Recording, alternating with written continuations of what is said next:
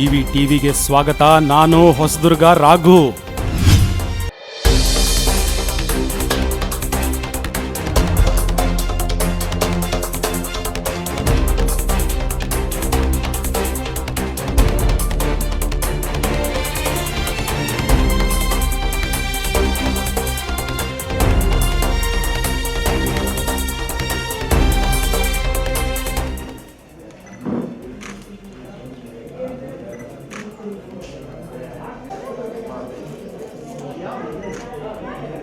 Open ಮಾಡು.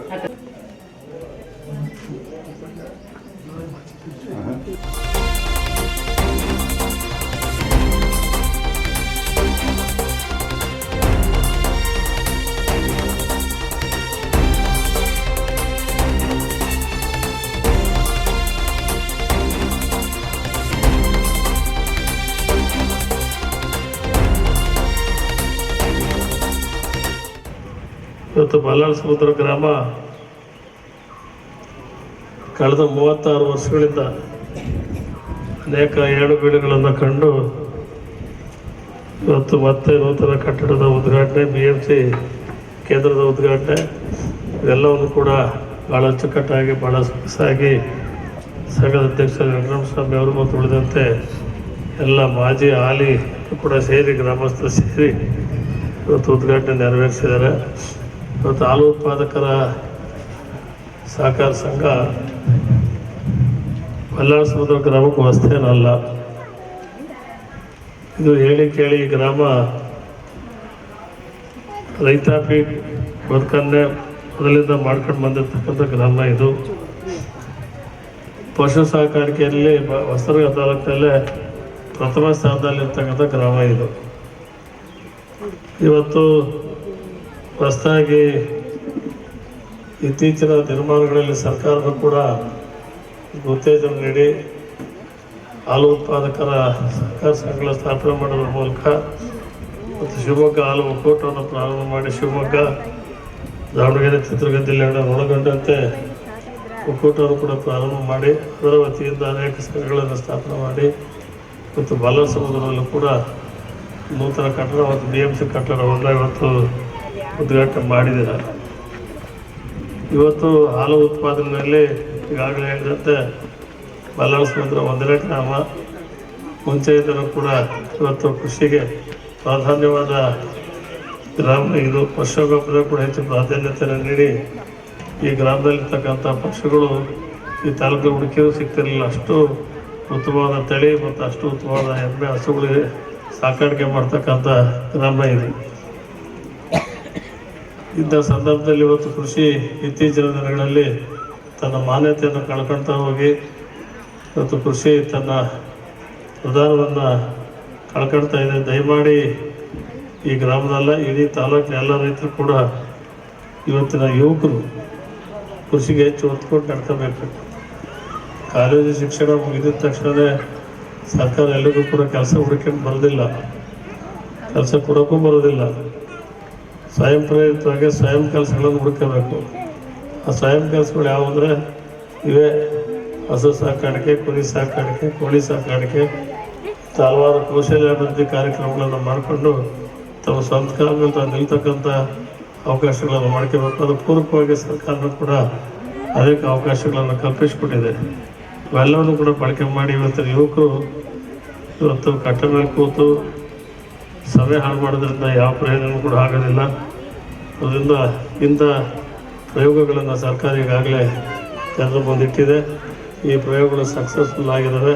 ದಯಮಾಡಿ ನೀವೆಲ್ಲರೂ ಕೂಡ ಹಸು ಸಾಕಾಣಿಕೆ ಮತ್ತು ಹಲವಾರು ಉತ್ಪಾದನೆ ಘಟಕಗಳನ್ನು ಸ್ಥಾಪನೆ ಮಾಡಿ ನಿಮ್ಮ ಕುಟುಂಬದ ಮತ್ತು ತಾಲೂಕಿನ, ರಾಜ್ಯದ ಎಲ್ಲ ಉತ್ಪಾದನೆಗೆ ಹೆಚ್ಚು ಅನುಕೂಲ ಮಾಡ್ಕೊಂಡು ಹೋಗ್ತಕ್ಕಂಥ ಬಯಕೆಗಳನ್ನು ಈಡೇರಿಸಿ ಇವತ್ತು ಬಲ್ಲಾಳ ಸಮುದ್ರ ಕಳೆದ 36 ವರ್ಷಗಳಿಂದ ಅನೇಕ ಏಳುಬೀಳುಗಳನ್ನು ಕಂಡುಕೊಂಡು ಇವತ್ತು ಹಾಲು ಉತ್ಪಾದಕರ ಸಹಕಾರ ಸಂಘವನ್ನು ನೂತನ ಕಟ್ಟಡ ಉದ್ಘಾಟನೆ ಮಾಡೋದು BMC ಕೇಂದ್ರವನ್ನು ಕೂಡ ಉದ್ಘಾಟನೆ ಮಾಡ್ತಾ ಇದೆ.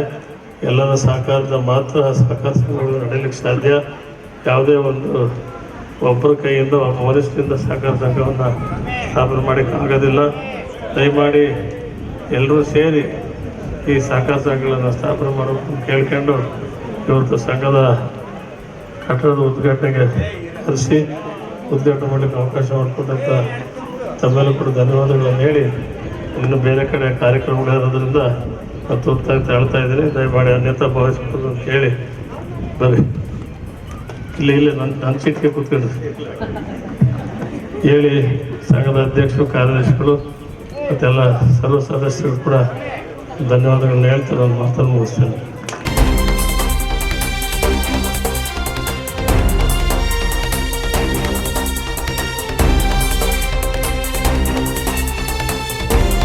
ಇವತ್ತು ಈ ಸಂಘ ಸ್ಥಾಪನೆ ಆಗಿ 36ನೇ ವರ್ಷಕ್ಕೆ ಕಾಲಿಟ್ಟಿದೆ. ಮೊದಲು ಶಿವಮೊಗ್ಗ ಒಕ್ಕೂಟದಲ್ಲಿ ಇರಲಿಲ್ಲ, ನಾವು ತುಮಕೂರು ಒಕ್ಕೂಟದಲ್ಲಿದ್ವಿ.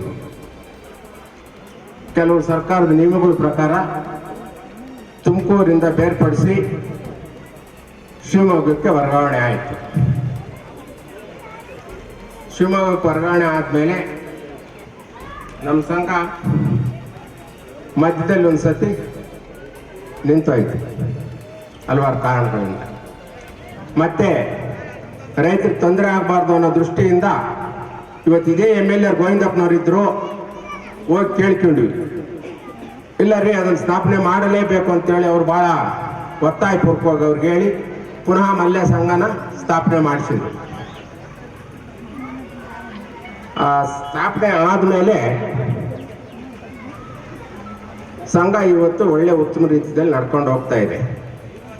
ಮೊದಲು ಯಾವುದೋ ಬಾಡಿಗೆ ಮನೆಗಳಲ್ಲಿ ನಡೆಸ್ತಾ ಇದ್ವಿ. ತದನಂತರ ಇಲ್ಲಿ ಒಂದು ಇಲಾಖೆಯ ಕಟ್ಟಡ ಇತ್ತು, ಆ ಕಟ್ಟಡದಲ್ಲಿ ಕೆಲವಾರು ವರ್ಷಗಳು ನಡೆದು ಅದು ಕೂಡ ನಾವು ಫೀಡ್ಸ್ ಹಾಕೊಳ್ಳೋದಕ್ಕೆ ಸೋರ್ತಾ ಇತ್ತು. ಆ ಸಂದರ್ಭದಲ್ಲಿ ಇವತ್ತು ನಮ್ಮ ಹೊಸದುರ್ಗ ತಾಲೂಕು ಕಾರ್ಯಹಳ್ಳಿ ಬಸವರಾಜಣ್ಣ ಅಂತವರು ಅವ್ರ ಮನೆಯ ಜಿಲ್ಲಾ ಪಂಚಾಯತ್ ಸದಸ್ಯರಾಗಿದ್ದರು. ಆ ಸಂದರ್ಭದಲ್ಲಿ ನಾನು ಅಧ್ಯಕ್ಷ ಆಗಿದ್ದೆ. ಅಲ್ಲಿ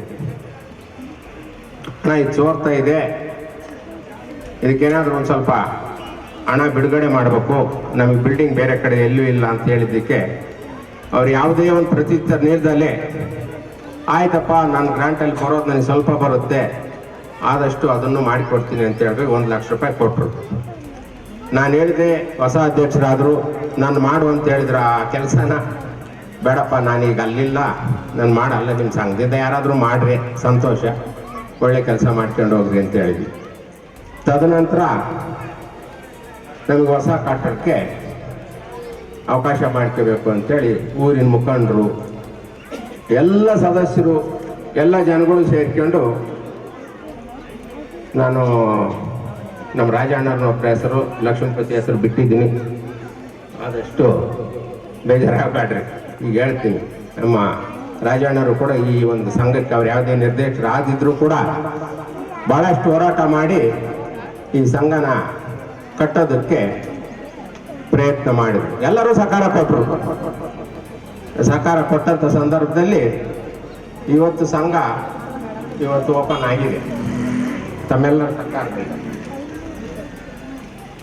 ಈ ಸಂಘ ಸ್ಥಾಪನೆ ಆಗಬೇಕಾದ್ರೆ ಒಕ್ಕೂಟದಿಂದ 3 ಲಕ್ಷ ಬಂತು, ಹಣನ ಫಸ್ಟ್ ಬಿಡುಗಡೆ ಮಾಡಿದ್ರು. ಎರಡನೇದಾಗಿ BFCಯಿಂದ 4 ಲಕ್ಷ ಬಿಡುಗಡೆ ಆಯಿತು. ಮತ್ತೆ ಹೆಚ್ಚುವರಿಯಾಗಿ 2,50,000 ರೂಪಾಯಿ ಕೊಟ್ಟರು. ಮತ್ತು ಧರ್ಮಸ್ಥಳ ಸಂಘದಿಂದ ನಮ್ಮ ವೀರೇಂದ್ರ ಹೆಗ್ಡೆ ಅವರಿಗೆ ನಾವು ಎಷ್ಟು ಹೇಳಿದ್ರು ಕೂಡ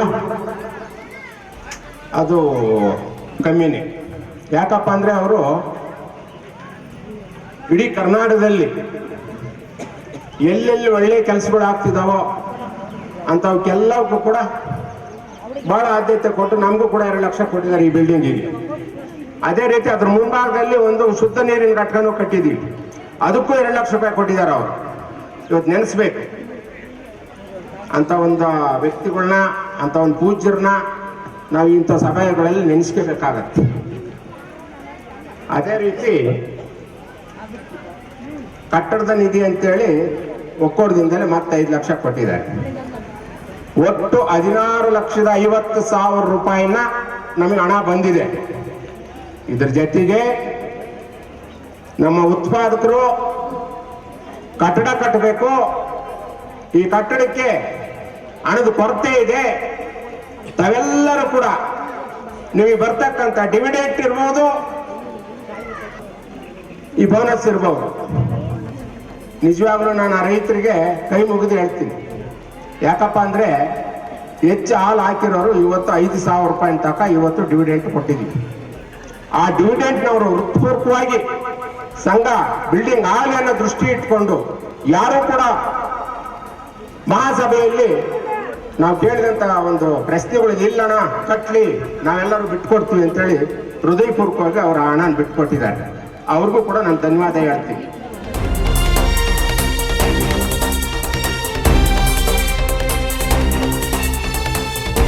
ಈ ಕಟ್ಟಡ ನಾವು ಚುನಾವಣೆಗೆ ಬಂದಾಗ ಆಗಲೇ ರೆಡಿ ಇತ್ತು. ಅವರು ಏನೋ ಎಲ್ಲ ಹೊಸವರು ನಿರ್ದೇಶಕರು ಬಂದ ಮೇಲೆ ಮಾಡಬೇಕು ಅಂತೇಳಿ ನಮ್ಮ ಅಧ್ಯಕ್ಷರು ಆಸೆ ಇತ್ತು. ಅದೇ ರೀತಿ ಈ ದಿನ ಈ ಕಾರ್ಯಕ್ರಮವನ್ನು ನೋಡ್ರಿ ಎಂತೆಂಥ ಇದು ಎಷ್ಟು ಕಟ್ಟಡಗಳಿದ್ದಾವೆ ಇದಕ್ಕೆ ಅಷ್ಟನ್ನು ಇದನ್ನ ಇಟ್ಕೊಂಡಿದ್ದಾರೆ. ಒಳ್ಳೆಯ ಶುಭ ಸೂಚನೆ. ಈ ಸಂಘ ಇನ್ನೂ ಉತ್ತಮವಾಗಿ ಬೆಳೆಯಲಿಕ್ಕೆ ನಮ್ಮೆಲ್ಲ ಸಹಕಾರ ಇರುತ್ತೆ. ಅದೇ ರೀತಿ ಈ ಸಂಘ ಭಾಳ ಹಳೆಯದಿದೆ. 89ರಲ್ಲಿ ಈ ಸಂಘ ಶುರುವಾಗಿದೆ ಅಂತ ಈಗ ಹೇಳಿದ್ರು ಅವರು. ಭಾಳ ಇತಿಹಾಸ ಇದೆ ಈ ಊರಿನ ಹಾಲಿನ ಉತ್ಪಾದಕ ಸಂಘಕ್ಕೆ. ಜೊತೆಗೆ ಕಟ್ಟಡಕ್ಕೆ ಯಾವ್ಯಾವ ಸಂಸ್ಥೆಗಳಿಂದ ಅನುದಾನವನ್ನು ತೆಗೆದುಕೊಂಡು ಕಟ್ಟಡ ನಿರ್ಮಾಣ ಮಾಡಿದ್ವಿ ಅಂತ ಅವರೆಲ್ಲ ಹೇಳಿದರು. ನಮಗೆ ಗೊತ್ತಿಲ್ಲ ಇಷ್ಟು ಅನುದಾನ ಬರುತ್ತೆ ಈ ಸಂಘಕ್ಕೆ ಕಟ್ಟಡ ಕಟ್ಟೋದಕ್ಕೆ ಅಂತ ಹೇಳಿ ನಮಗೂ ಗೊತ್ತಿಲ್ಲ. ಇವತ್ತು ತಿಳ್ಕೊಂಡಂಗೆ ಆಯಿತು, ಒಳ್ಳೇದಾಯ್ತು ಅವ್ರು ಹೇಳಿದ್ದು. ನಮಗೆ ಚೆನ್ನಾಗಿ ತಗೊಂಡು ಈ ಕಟ್ಟಡವನ್ನು ಕಟ್ಟಿ ಇಲ್ಲಿನ ಹಾಲು ಉತ್ಪಾದಕರಿಗೆ ಅನುಕೂಲ ಆದ ರೀತಿಯಲ್ಲಿ ಮಾಡಿರೋದು ಭಾಳ ಸಂತೋಷಕರ ವಿಚಾರ. ಇಲ್ಲಿ ಈ ಹಾಲು ಉತ್ಪಾದನೆ ಆದಂಥ ಹಾಲಿನಲ್ಲಿ ಗುಣಮಟ್ಟವನ್ನು ಸಹ ಇವು ರೈತ ಬಾಂಧವರು ಗುಣಮಟ್ಟದ ಹಾಲನ್ನು ಈ ಸಂಸ್ಥೆಗೆ ನೀಡಿದರೆ ನಮ್ಮ ನಂದಿನಿ ಬ್ರ್ಯಾಂಡ್ ಅಂತ ಏನಿದೆಯೋ ಒಂದು ನಮ್ಮ ಭಾರತ ದೇಶದಲ್ಲೇ ಒಂದು ಒಳ್ಳೆಯ ಹೆಸರಿದೆ. ನಂದಿನಿ ಅಂದರೆ ಎಲ್ಲರೂ ಒಳ್ಳೆಯ ಹಾಲು, ಅದ್ರ ಜೊತೆಗೆ ಇನ್ನೂ ನೂರಾರು ಪದಾರ್ಥಗಳನ್ನು ನಮ್ಮ ಸಂಸ್ಥೆ KMF ಇರ್ಬೋದು, ಶಿವಮೂಲ್ ಇರ್ಬೋದು, ಅದ್ರ ಜೊತೆಗೆ ಹಾಲು ಮೊಸರು ಜೊತೆಗೆ ಬೇಳೆ ಸಿಹಿ ಪದಾರ್ಥಗಳು, ಐಸ್ ಕ್ರೀಮ್ಗಳು, ಇನ್ನೂ ಇಂಥ ಮುಂತಾದ ಪದಾರ್ಥಗಳನ್ನು ನಾವು ಉತ್ಪಾದನೆ ಮಾಡಿ ಅವನ್ನು ಕಡಿಮೆ ದರದಲ್ಲಿ ನಮ್ಮ ಕಸ್ಟಮರ್ಗಳಿಗೆ ಕೊಡೋದಕ್ಕೆ ನಮ್ಮ ಸಂಸ್ಥೆ ಯಾವಾಗಲೂ ಅದರ ಪರವಾಗಿ ಕೆಲಸ ಮಾಡ್ತಿದೆ. ಅದಕ್ಕೋಸ್ಕರ ನೀವು ಈ ಸಂಘದ ನೀವು ನನ್ನನ್ನು ಈ ಕಾರ್ಯಕ್ರಮಕ್ಕೆ ಕರೆಸಿ ಮಾತಾಡೋದಕ್ಕೆ ಅವಕಾಶ ಮಾಡಿಕೊಟ್ಟಂಥ ಈ ಬಲ್ಲಾಳ್ ಸಮುದ್ರ ಗ್ರಾಮದ ಎಲ್ಲ ಗ್ರಾಮಸ್ಥರಿಗೂ ಹಾಗೂ ವೇದಿಕೆ ಮೇಲಿರುವಂಥ ಎಲ್ಲ ಮುಖಂಡರಿಗೂ ಹಾಗೂ ರೈತ ಬಾಂಧವರಿಗೂ ಎಲ್ಲರಿಗೂ ವಂದಿಸಿ ನನ್ನ 2 ಮಾತುಗಳನ್ನು ಮುಗಿಸ್ತೇನೆ.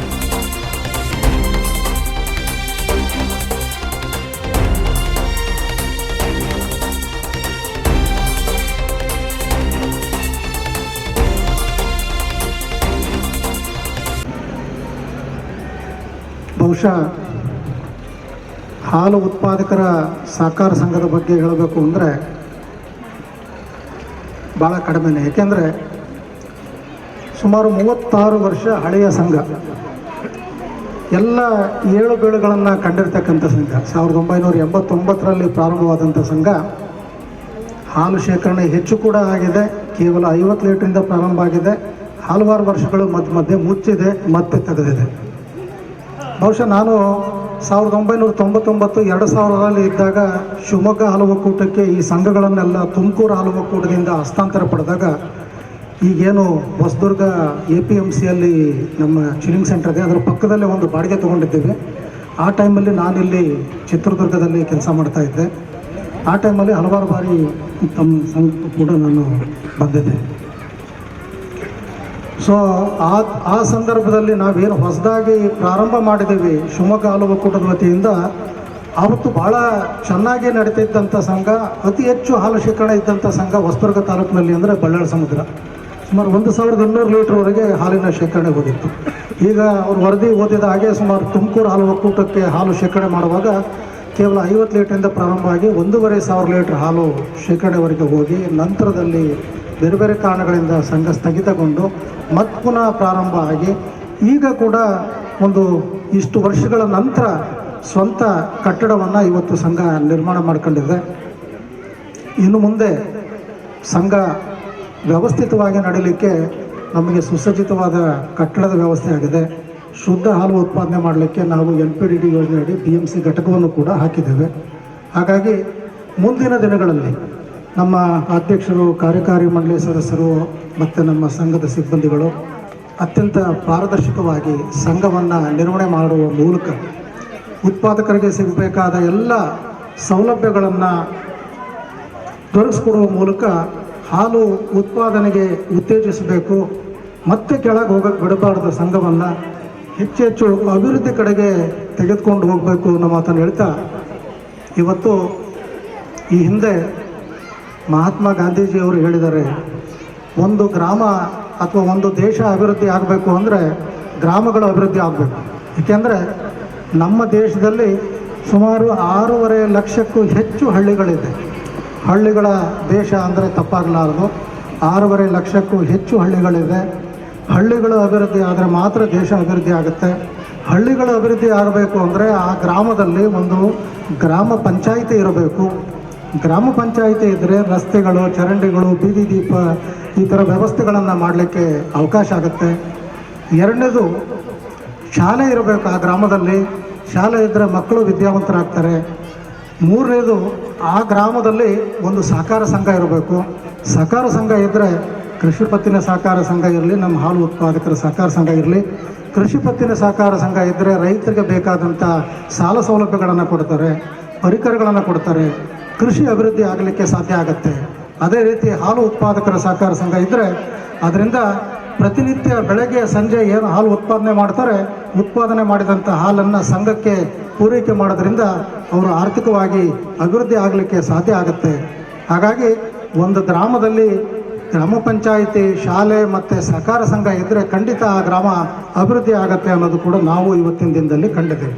ಹಾಗಾಗಿ ಇವತ್ತು ಇಡೀ ದೇಶದ ವ್ಯಾಪ್ತಿಯಲ್ಲಿ ಎಲ್ಲ ಭಾಗಗಳಲ್ಲಿ, ಎಲ್ಲ ರಾಜ್ಯಗಳಲ್ಲಿ, ಹಳ್ಳಿಗಳಲ್ಲಿ ಇವತ್ತು ಅಮೂಲ್ ಮಾದರಿ ಸಹಕಾರ ಸಂಘಗಳನ್ನು ಪ್ರಾರಂಭ ಮಾಡಿದ್ರಿಂದ ಇವತ್ತು ರೈತರ ಬಾಳು ಹಸನಾಗಿದೆ.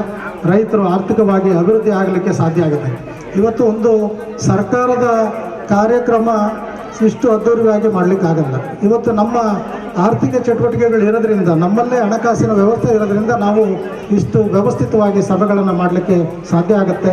ರೈತರಿಗೆ ಸೌಲಭ್ಯಗಳನ್ನು ಕೊಡಲಿಕ್ಕೆ ಸಾಧ್ಯ ಆಗುತ್ತೆ ಅನ್ನೋ ಮಾತನ್ನು ಹೇಳ್ತಾ, ಇವತ್ತು ಏನು ತಾವೆಲ್ಲರೂ ಈ ಒಂದು ಸಮಾರಂಭದಲ್ಲಿ ಭಾಗವಹಿಸಿದಿರಿ. ಈ ಒಂದು ಕಾರ್ಯಕ್ರಮ ಅತ್ಯಂತ ಯಶಸ್ವಿಯಾಗಿದೆ. ಸಂಘ ಇನ್ನೂ ಹೆಚ್ಚು ಅಭಿವೃದ್ಧಿ ಕಡೆ ಹೋಗಲಿ. ತಾವೆಲ್ಲರೂ ಶ್ರಮವಹಿಸಿ ಹೈನುಗಾರಿಕೆಯನ್ನು ಮಾಡಿ ಹೆಚ್ಚು ಗುಣಮಟ್ಟದ ಹಾಲನ್ನು ಉತ್ಪಾದನೆ ಮಾಡಿ ಸಂಘಕ್ಕೆ ಪೂರೈಕೆ ಮಾಡಿ ಸಂಘ ಕೂಡ ಅಭಿವೃದ್ಧಿ ಆಗುತ್ತೆ, ತಾವು ಕೂಡ ಆರ್ಥಿಕವಾಗಿ ಅಭಿವೃದ್ಧಿ ಹೊಂದಲಿಕ್ಕೆ ಸಾಧ್ಯ ಆಗುತ್ತೆ ಅನ್ನೋ ಮಾತನ್ನು ಹೇಳ್ತಾ, ಒಕ್ಕೂಟದಿಂದ ಸಿಗ್ತಕ್ಕಂಥ ಎಲ್ಲ ಸೌಲಭ್ಯಗಳನ್ನು ಬಳಕೆ ಮಾಡಿಕೊಂಡು ತಾವೆಲ್ಲರೂ ಇನ್ನೂ ಹೆಚ್ಚು ಹೈನುಗಾರಿಕೆ ಮಾಡಿ ಸಂಘ ಇನ್ನೂ ಉತ್ತಮವಾಗಿ ಬೆಳೀಲಿ, ಅಭಿವೃದ್ಧಿ ಹೊಂದಲಿ ಅನ್ನೋ ಮಾತನ್ನು ಹೇಳ್ತಾ ತಮಗೆಲ್ಲರಿಗೂ ಶುಭ ಕೋರಿ ನನ್ನ ಮಾತುಗಳನ್ನು ಮುಗಿಸ್ತೇನೆ.